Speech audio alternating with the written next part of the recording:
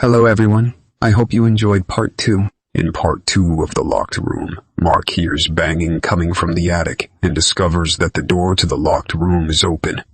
Inside, he finds a woman who had been trapped in the room for years.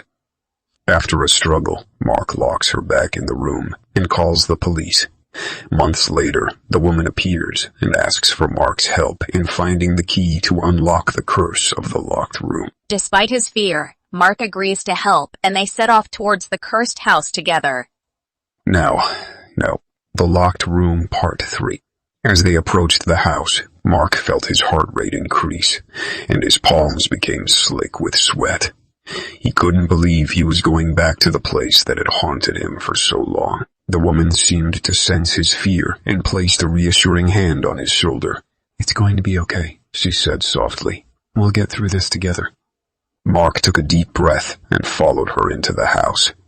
The air was thick with the same musty smell that he remembered from before. He felt a shiver run down his spine as he remembered the horrors that lay hidden within the locked room. They made their way up the stairs, and Mark felt a sense of déjà vu as they passed the spot where he had collapsed in terror so many months ago. As they reached the top of the stairs, the woman pulled out a small flashlight and shone it into the darkness.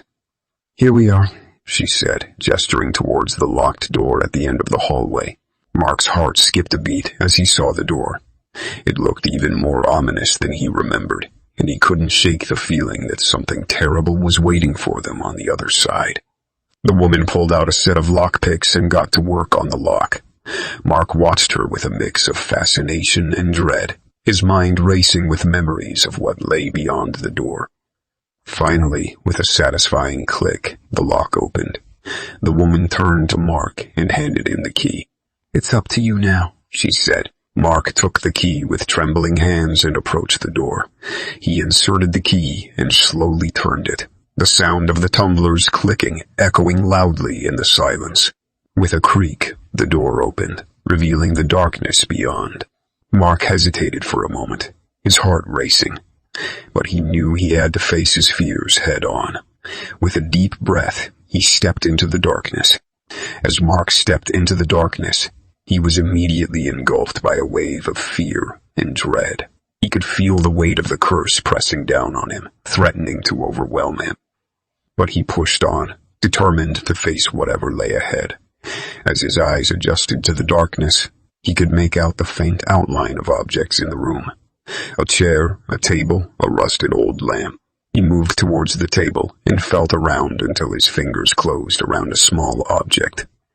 It was the cursed object that had started it all, a small wooden figurine of a demon. He held the figurine in his hand, feeling a surge of anger towards the cursed object. He knew that this was what had brought him to this cursed place, what had caused so much pain and suffering. But as he held the figurine, he noticed something strange. The air around him seemed to shift, and the room felt different. The weight of the curse lifted, and he felt a sense of peace he had never felt before. He turned to the woman, who was watching him with a mix of fear and awe. "It's over," he said, his voice barely above a whisper. "The curse is broken."